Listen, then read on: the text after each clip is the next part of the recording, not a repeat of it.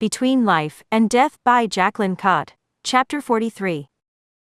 It was a bit strange how distance could change your opinion on things, bring about a different perspective. I was aware on some level that the cottage was small, and yet, I hadn't really thought about it. If you asked me before, it was the perfect size for us three. Now, standing here in front of it, it just sort of hit me. It was small. Like teeny tiny small. Especially in comparison to the expansive mansion I had been living in for the past weeks. But still, one thing would never change. It was home. I walked to the front door, Vaughn following, his long legs leisurely keeping up with my quick pace. There was a spare key under the terracotta flower pot, the lifeless husk of a plant withered inside, crusty and brittle. I had no idea what the plant was. It was one of Ezra's, which should make even the bravest of souls steer clear of it. But this one seemed particularly bad because not even the locusts, which had come in droves this summer, would touch it.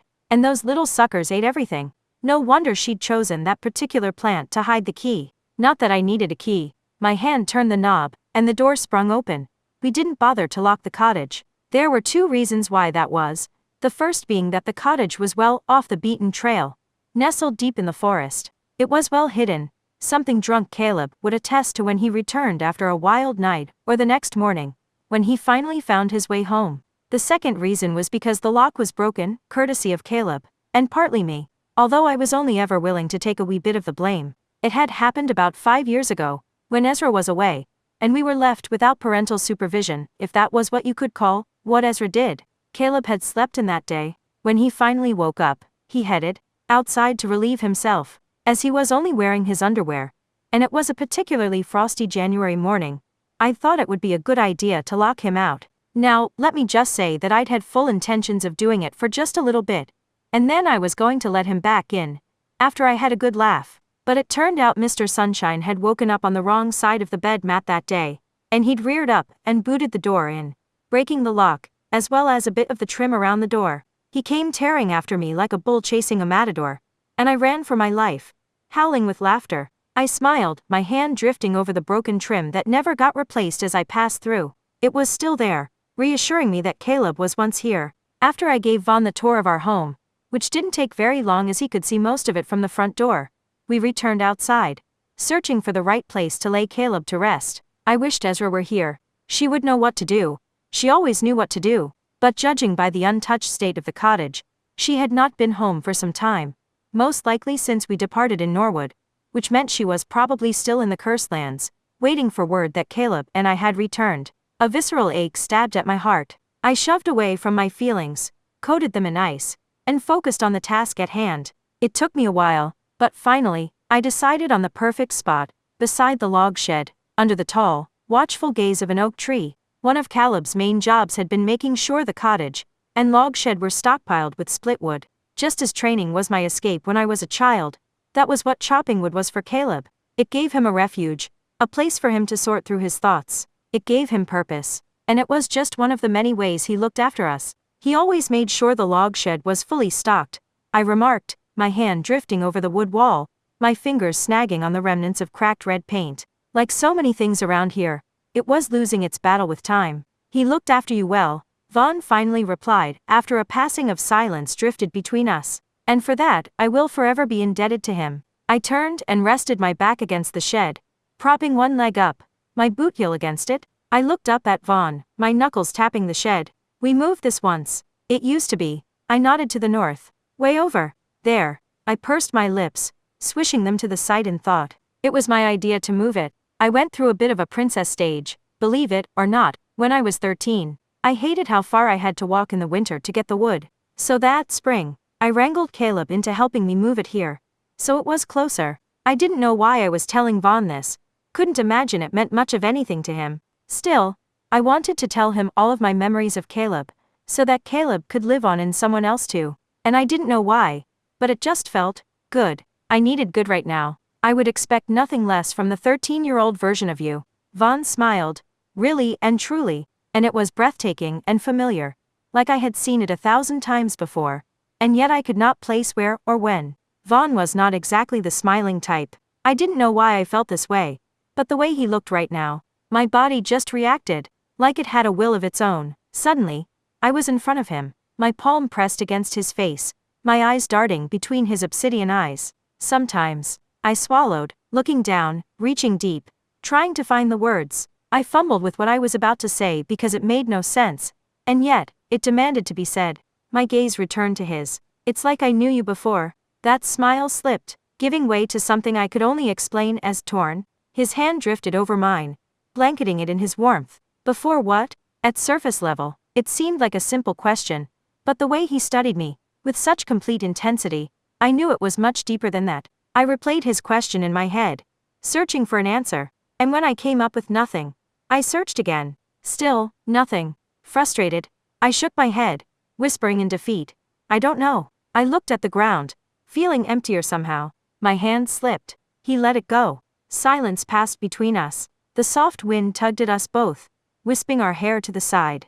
The contrast between us had never been so prevalent. His hair, the color of obsidian stone, and mine, the color of soft snow. We stayed like that for some time, not speaking, just stuck in our private thoughts. Vaughn broke the silence. I will return shortly. I blinked, looking up at him. He wore the same look that I had seen before, but I had never been able to place a label on it, because he always carefully covered it back up. But now, his facade faltered, and I could see what it was. It was written plainly in those black eyes, in the firm setting of his jaw, and I knew for him that my answer was like I had taken salt and poured it into a deep wound. The look was raw, visceral, tortured. Just as I went to reach out for him, he slipped that mask back on, nodded his head in place of a goodbye, and then he was gone. Digging through the topsoil was easy, but it was the compacted clay beneath that made it feel like I was digging into rock. I shifted my body weight from side to side, forcing the end of the shovel farther into the ground, heaving it up, utilizing the long, wooden handle as leverage. I threw a shovelful to the pile I made on the side. I was about 3 feet down, maybe 4 on one end. I wiped the back of my sleeve against my slick brow before a bead of sweat rolled into my eye. I ignored the need to stretch my aching back, ignored the fire rasping my overworked lungs, and continued to dig. My body might crave a break, but my mind did not. I whittled down what I was doing to a step-by-step process. One shovel after another. That was it. I didn't look at the grand picture of what I was doing. That part remained a protective blank. When I asked myself, why am I digging? My brain would perform a mental shrug and say, I don't know. And so I just dug, and dug, and dug. When the blisters on my hands popped, caused by the friction of the wood handle, I gritted my teeth, and dug some more. I got lost in it, paying little heed to the fact that Vaughn should have probably been back by now. I grunted as my shovel refused to sink any lower. Had I thought the clay was hard? This, whatever it was far worse. I dug around the hard thing, working away the ground that cradled it as if it were some precious gemstone. Well, stone didn't cover the half of it. It was more like a boulder, a big, ugly, gray one. I glared at it. How dare it get in my way? Dropping to my knees, I clawed the ground with my fingers like some deranged hound digging out a buried bone. Dirt flew out behind me as I worked, uncovering more and more, revealing its increasingly growing size. Damn it! I seethed when I realized the rock went past the 4-foot-wide perimeter I'd marked out earlier. I rolled over onto my butt and leaned against the side wall, bent one knee, and propped my arm on top. Frustrated, I slammed the back of my head against the dirt wall. Why must a simple task be so hard? I inhaled a deep breath, and stared at the goddamn sky, particularly the sparkling, cheerful sun. I glared at it. How dare it shine today? It could shine on any other day, but today, the sun should never have risen. It should have dipped its head in sorrow while the sky blanketed itself with heavy, dark-bottomed clouds, and mourned. I wiped a tear away, snorted, and got back up. I didn't need clouds to make the sky weep. I could do that all on my own. I raised my hands, feeling the moisture around me, in the ground, in the air. I forced it to move for me, to meld with other molecules like it, to grow and replicate. I let it build, and then I let it go. And the rain came crashing down, pelting the empty canopy of the trees, sailing right on past to the ground, washing over me. It drenched my hair and clothes, mixing with the dirt on my face, on my hands, on my knees, turning it to mud. Do you see? I screamed at the sun, tears streaming down my cheeks. This is how it's done. This time, I did not wipe them away. I let the sun watch as I wept in my brother's grave. Sage, called a voice through the light pitter-patter of rain. The voice sounded impeccably similar to Ezra's. I must have been imagining things, because that was impossible. She was supposed to be in the Cursed Lands. Or gods only knew where else her wanderings had taken her. Ezra's voice called out again. Go away, I said, dismissing the phantom. I lay in the hole I dug, flat on my back, saturated in mud. The rock beneath me had jammed a part of itself into my side, as if it weren't bothersome enough. A head, gray-haired and white-eyed, peered over the edge, a hand-carved cane pointing down at me. What a find! Ezra! I jerked upright, my eyes going wide. I shot to my feet, my head growing fuzzy with the sudden shift from latitude to longitude. Yes, hello, hello? Now, scuttle to the side. This old bird would like to get a better feel for that marvelous specimen, she said by way of greeting, bending to her knees and scooting down, as limber as a 12-year-old. It was funny how rocks had that effect on her. It was like they were her own personal fountain of youth, and even in her blindness, she could miraculously sense them. Rocks, for Pete's sake, whoever Pete was. She shoved her cane into my dirty hands, her white orb staring right on past me. She plopped onto her knees, and cocked her head to the side. Well, yes, very promising indeed. If I can just. She tugged off her scarf, and began to carefully rub some of the mud away, like she was polishing a diamond, exquisite and rare. She froze, her knobby, arthritic fingers flaring wide open, twitching in anticipation, like she was just about to dig into a nice, juicy steak. She leaned forward and pressed her ear against it. Suddenly, she jerked upright, the side of her face covered in mud. Do you know what this is? A rock? I asked, her vast excitement making me question myself. But this was Ezra asking, and I highly doubted it was a secret passageway to some forbidden world. It was. I glanced at it again, just in case.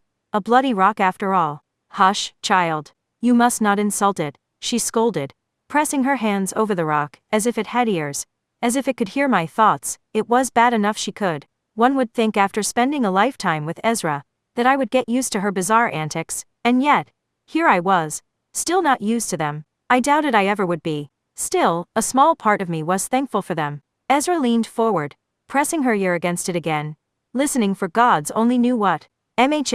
She said to the rock before she turned her muddy face back to me, her milky white eyes narrowing as if she could see. Why are you trying to dig it up?